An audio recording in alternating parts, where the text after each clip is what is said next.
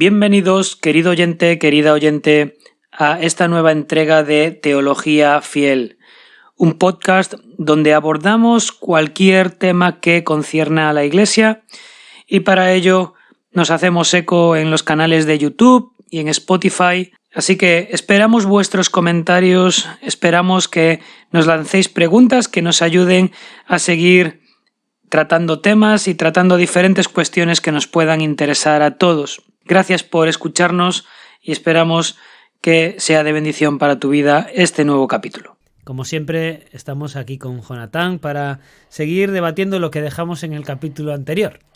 Estábamos hablando de las doctrinas de la gracia y si alguien lo ha podido escuchar, si no puede buscar nuestro anterior capítulo, hablamos un poco de que las doctrinas de la gracia no empiezan con Calvino. De hecho, cuando se articula todo esto, Calvino ya ni siquiera existía, había fallecido medio siglo antes, sino que todo esto empieza con Jacobo Arminio, un calvinista de pro, excepto en un punto, que ahí es donde se genera todo el embrollo, vamos a llamarlo así, y además la gente piensa que son dos cosas opuestas cuando en todos los demás ámbitos Jacobo Arminio era calvinista, a pesar de que la gente lo intente ver como una oposición total entre dos grandes pensadores, pero no era así, sino que era en una doctrina puntual, pero no debemos perder de vista que era en una doctrina fundamental,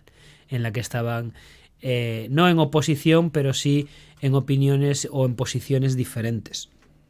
Así que vimos en el capítulo anterior el libre albedrío y hemos hablado acerca de muchas cosas que no vamos a reeditar porque si no, no nos da tiempo a hablar de las que queremos hablar hoy, ¿vale? Yo sé que Jonathan está con muchas ganas de decir cosas. Bueno, no lo sé si eso, porque digamos que como calvinista de los 4 puntos o 4 puntos y medio, como me gusta llamarme a mí, en este siempre acabo, digamos, en un pequeño barrizal o patatal, o no sé cómo llamarlo. Eso me recuerda a aquel chiste del hombre que iba al cielo y le preguntaban los calvinistas, oye, ¿tú dónde estás aquí? Y dice, no, es que es que estoy aquí porque quiero. Y dice, no, aquí no hay nadie que esté aquí porque quiera, aquí es porque Dios lo mandaba, así que vete para ese grupo que está allí. Y se va para un grupo de arminianos y les dice a los arminianos, estoy aquí porque me han mandado estar aquí. Y dice, no, aquí estamos aquí porque hemos elegido estar aquí. Así que al final se encuentra un poco uno en terreno de nadie, pero bueno, lo tomamos con humor. Sí, pero bueno, creo que se ha podido abordar bastante bien en el capítulo anterior y hoy vamos a seguir con los siguientes puntos, entonces vamos a intentar seguir por orden.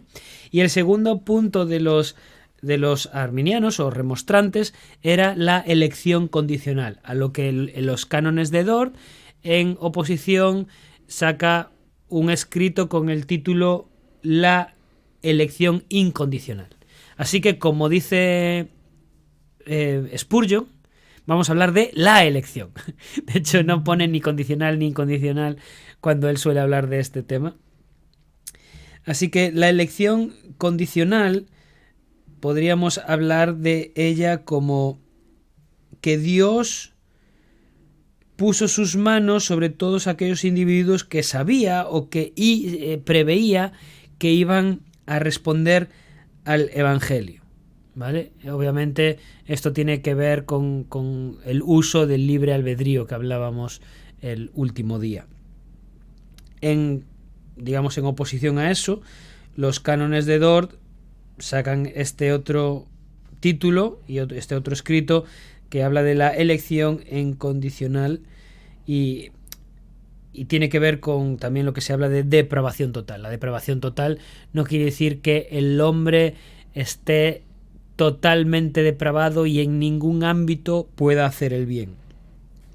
Y creo que aquí hay que hacer una distinción bastante sutil pero muy importante, que es el hombre no puede hacer el bien en el plano vertical, es decir, no puede someterse bajo la directriz o bajo la ley de Dios. él no puede cumplirla espiritualmente, él no puede estar en sintonía con Dios espiritualmente. Ahora, en el plano horizontal, el hombre sí puede hacer el bien. Eso no quiere decir que lo vaya a hacer de una manera que glorifique a Dios o que lo vaya a hacer por las razones correctas, pero sí, yo puedo ayudarte de una manera que a ti te beneficie. En ese sentido sí podemos hacer el bien, pero lo que ellos están pensando es más en el tema, digamos, espiritual. Con lo cual, hablábamos también el otro día de la elección de Dios. De que cuando hablamos de que la elección es condicional, estamos de alguna manera sometiendo la elección de Dios a nuestra voluntad. A que Dios elige en base a lo que nosotros queremos. Entonces, perdemos absolutamente la soberanía de Dios ahí. Uh-huh. Con lo cual, lo que hacen los cánones de Dort es formular este escrito bajo el epígrafe de la elección incondicional. O, esto es un tema muy sensible, lo que voy a decir ahora, la predestinación. Ese es el tema de fondo, en el fondo. Entonces, ¿qué dirías tú acerca de esto? Bueno, en realidad estabas hablando y me estaba recordando a Sproul, a R.C. Sproul, cuando decía que los 5 puntos del calvinismo o se mantienen juntos o caen juntos. Entonces, cuando uno empieza a hablar del tema, como hablabas ahora, en realidad, y sobre todo si alguien ya ha leído algo sobre el tema, es tan difícil separar una cosa de otra. Tú estás hablando de una cosa y mi mente es como una especie de tutti frutti en el cual cada una de los elementos que forman parte de esos 5 discusiones que se dieron en esos cánones y en el documento anterior de los remonstrantes están ahí, ¿no? Realmente, si te soy sincero, me es muy difícil separarlo, porque en realidad todas las cosas están juntas. Hablábamos el otro día más del libre albedrío y ahora hablando de elección condicional o no incondicional, pues volvemos a repetir en realidad en buena medida muchos de esos argumentos, ¿no? Hablabas también de la capacidad del hombre de hacer bien o el mal. Me estaba acordando del versículo de Jesús cuando dice que al final, bueno, no al final, pero casi al final del Sermón del Monte, pues si vosotros, siendo malos, sabéis dar buenas dádivas a vuestros hijos, cuán más vuestro Padre que está en los cielos dará buenas cosas a los que le pidan. Efectivamente, hay un orden, vamos a decir, más natural, en el cual hay cosas que uno puede decir que tienen cierto bien o cierta bondad. Pero claro, en este tema del calvinismo es que ningún tema ni ninguna palabra realmente está designando lo que comúnmente en el vocabulario se suele estar entendiendo. Lo veíamos el otro día en el podcast anterior con el tema del libre albedrío y ahora con el tema de la elección condicional, incondicional. Entramos en otro patatal gordo. Teniendo en cuenta que Dios elige, pues efectivamente elige en base a qué. Si ya más o menos el día anterior en eso estamos de acuerdo, elige en base a qué. Elige en base a una sola soberana voluntad que él sabe. Él elige a través de un criterio objetivable que podamos conocer. Elige en virtud de algún elemento, por mínimo que sea, que haya en el hombre. Creo que esta es la cuestión. Sí. Es la cuestión, las cuestiones de fondo, ¿no? Y digamos que la elección no va tanto en base a la naturaleza de la elección, sino que la respuesta está en la naturaleza del elector. Correcto. Estoy totalmente de acuerdo ahí. Y de hecho estaba pensando en Romanos 9 a medida que estabas hablando, cuando Pablo dice que él desearía estar separado de Cristo si con ello todo Israel se salva, ¿no? Tremendo versículo. Y realmente él lo que dice es, bueno, es que realmente Dios no ha salvado a todo Israel porque no todo Israel es Israel. Eso es una piedra, es una lápida, ¿no? De decir, mira, es que tú eres judío porque naciste judío, pero tú no eres judío de corazón. Eso es lo que le está diciendo a muchos judíos Pablo, o sea, les está pegando una puñalada al corazón. Eso es una puñalada mortal para ellos, ¿no? Y de hecho, él dice, no es que la palabra de Dios haya fallado, porque no todos los descendientes de Israel son Israel, ni todos hijos por ser descendientes de Abraham, sino que por Isaac será llamada tu descendencia. Aquí haciendo una analogía de que con Abraham tuvo más hijos, ¿no? Sí. Entonces, esto es, no son los hijos de la carne los que son hijos de Dios, sino los hijos de la promesa son considerados como descendientes.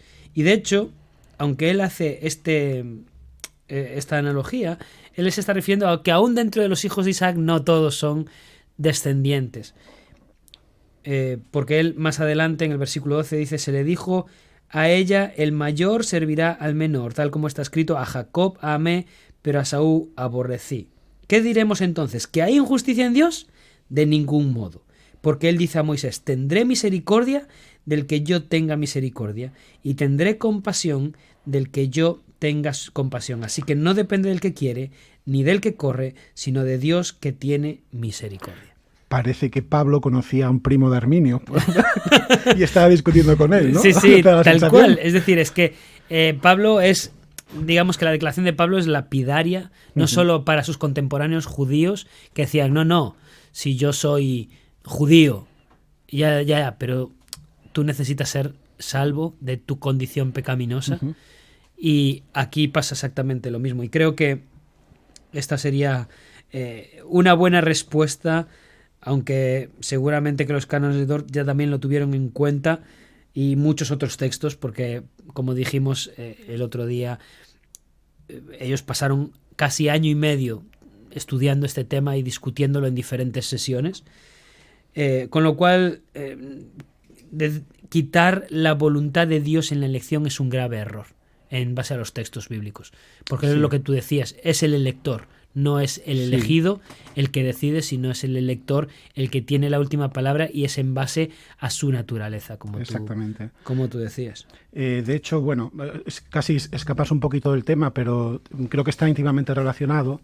El argumento del apóstol Pablo aquí es muy sutil, porque viene caminando explicándonos desde el capítulo 1 hasta el capítulo 8 la condición del hombre, lo que es la salvación, y nos salta con el asunto de Israel, ¿no? Con lo cual vemos un problema ahí en la Iglesia de Roma entre las dos comunidades, la judía, que se cree la guay, porque en realidad ellos son los elegidos, y los gentiles, por cuanto son los guays, por cuanto Dios os ha rechazado.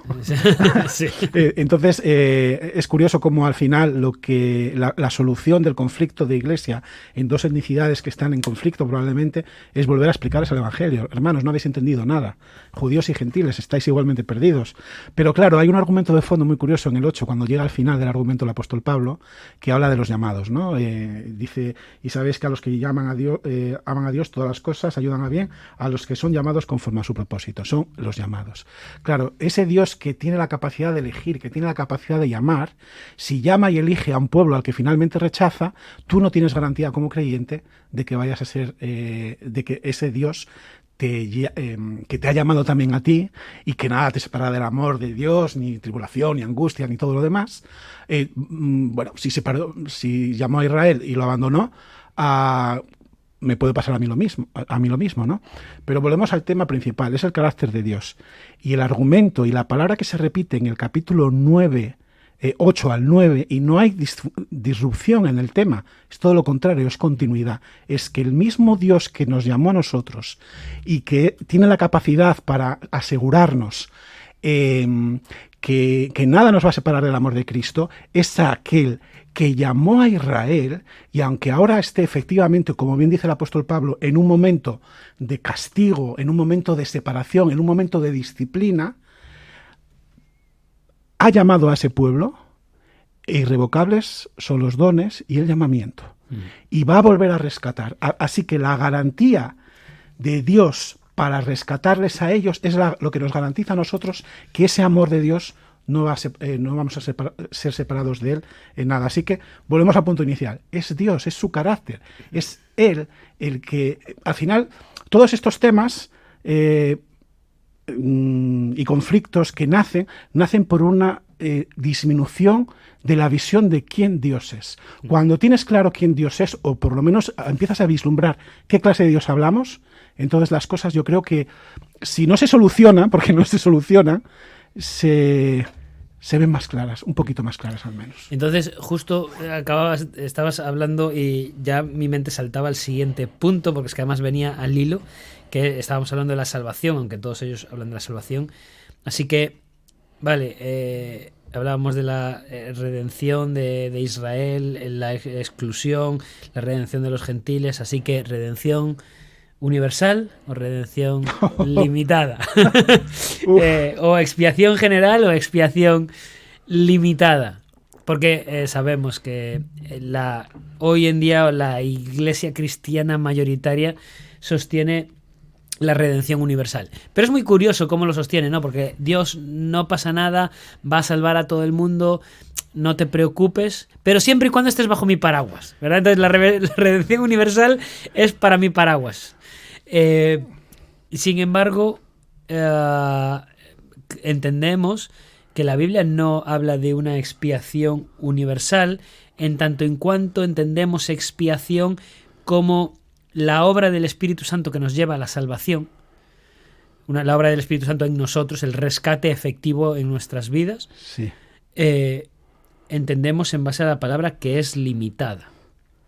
Es un tema extraordinariamente complejo y con el tiempo que tenemos no vamos a poder entrar, así que es una buena manera de escaparse, porque la pregunta que yo te devolvería sería, ¿puede haber una redención universal sin salvación universal? Date cuenta que el problema que tuvieron o que tenemos es que la salvación es tan sumamente compleja que la Escritura va utilizando distintos conceptos para explicarnos lo que es. Inclusive nuestra palabra redención, que en castellano solamente es una palabra, en el griego son 3. Y son 3 que tienen algunas diferencias muy notables. Redención es el pago de un rescate. Correcto. A veces es una... pero no queda claro si en ese pago uno sale del mercado de esclavos o no, si no va al griego original. De tal modo que tú podrías potencialmente, por eso es un poco escaparse, pero así consigo resumir. Bueno, no sé si resumir.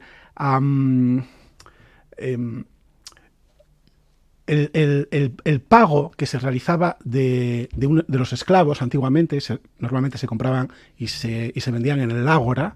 Entonces, hay una palabra griega que es agorazo, ¿no? Hay otra que es exagorazo. Entonces, el exagorazo es pagar el precio de la redención y salir del mercado de esclavos. El problema que se encontraron los reformadores es, ¿puede Jesús, vamos a decirlo así, entrar al mercado de esclavos y decir, yo he pagado por todos estos señores? Y haber unos señores que decir, vale, nos vamos. Y otros que decir, yo no me siento esclavo, o no tengo ni noticia, o no quiero saber nada de esto. Y estar pagado el precio de la redención. Entonces, los reformadores no entraron desde el punto de vista jurídico, entraron desde el punto de vista legislativo. Si Dios pagó, porque el precio del rescate es pagado con sangre a través de un juicio penal, ¿cómo puede ser una pena pagada 2 veces? Por aquel que paga que es Cristo y por la otra persona que va a pagar en el infierno. Entonces, hay un conflicto ahí de dimensiones cósmicas que creo que no vamos a resolver, porque yo me barrunto que cada texto es muy preciso en qué clase de redención puede haber. Dicho de otra manera, ese es el eterno conflicto entre calvinistas y arminianos. Un calvinista te diría, pagó solamente el precio de aquellos que efectivamente son salvos, y de forma efectiva es así. Pero un arminiano te diría, bueno, en realidad pagó por todos, hubo agorazo, pero no hubo exagorazo. Bueno, ahí no estoy de acuerdo con los arminianos. Y creo que Jesús es claro cuando en Juan 6:37 él dice, todo lo que el Padre me da vendrá a mí. Con lo cual todos van a hacer, utilizando la palabra griega, exagorazo. Todos aquellos que el Padre redima.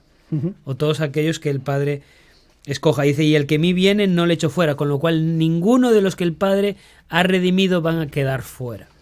Sí, bueno, yo no creo que tuvieses conflicto también con ellos en ese sentido. Más bien me refiero al tema de que en cada versículo hay que ver la redención cómo aplica.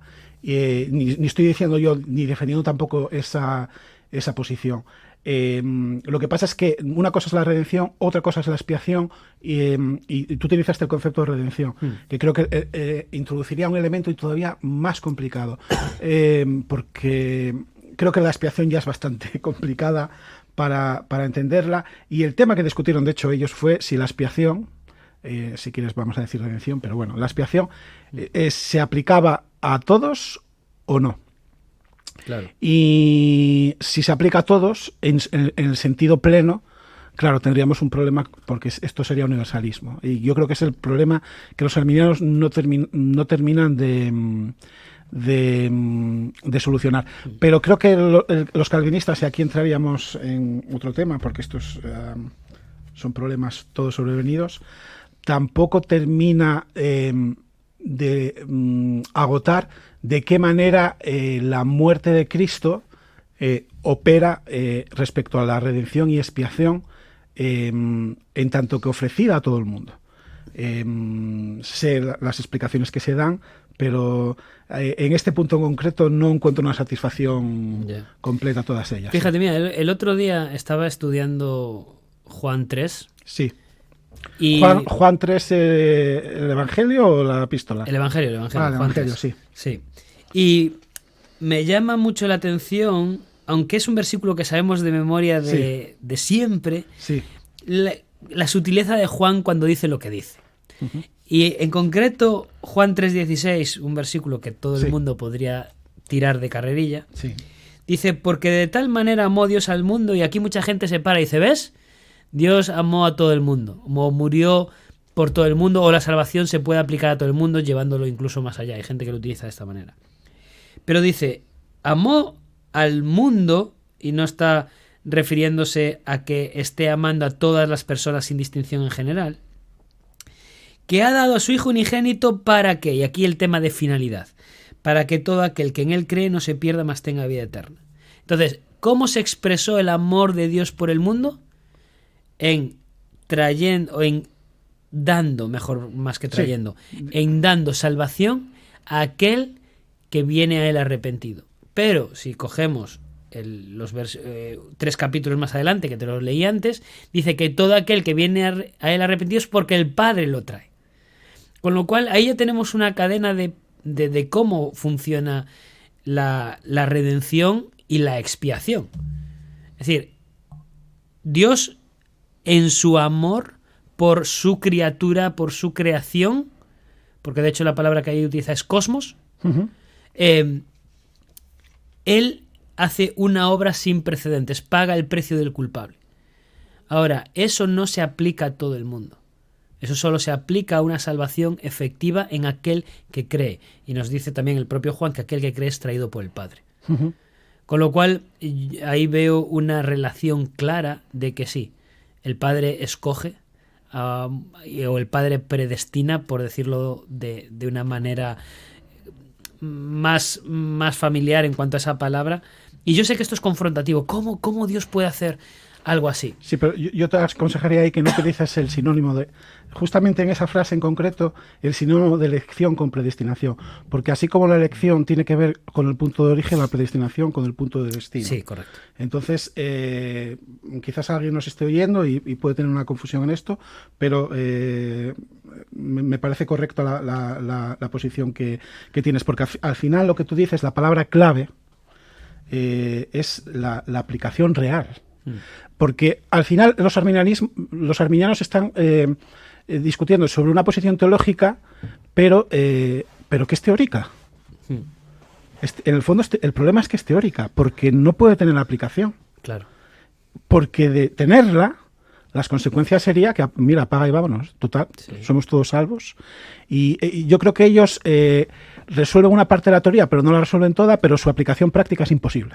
Entonces tenemos un problema mucho más gordo, digámoslo, en la propia práctica. Sí, y al final como líderes o como pastores en las iglesias tenemos que traer certeza al corazón de las personas en base a la palabra. Uh-huh. Y digamos que entre nosotros en el ámbito académico es muy interesante teorizar y tener discusiones sobre este tipo de puntos, pero al final creo que lo acertado es traer convicciones sanas y bíblicas al corazón y a la mente de las personas, para que puedan crecer en el Evangelio, para que puedan crecer en santidad. Y eso es también lo que pretendemos desde aquí en nuestras posibilidades y en nuestro corto tiempo, que yo sé que Jonathan siempre se queda con muchas ganas de hablar de muchas cosas y aclarar muchos puntos, pero eso nos llevaría horas. Quizá cuando tengamos vídeos en directo y ya tengamos nuestro propio programa, algún día, ¿verdad?, podamos hacer algo así, pero de momento nos limitamos a este audio y pretendemos hacerlo lo más ameno posible para nuestros oyentes. Así que muchas gracias, Jonathan, por acompañarme un día más. Siempre. Y gracias, querido oyente, por estar al otro lado escuchándonos. Esperamos que sea de bendición también para tu vida. Y si Dios quiere, nos encontraremos el próximo viernes en esta misma plataforma. Que tengas una buena semana.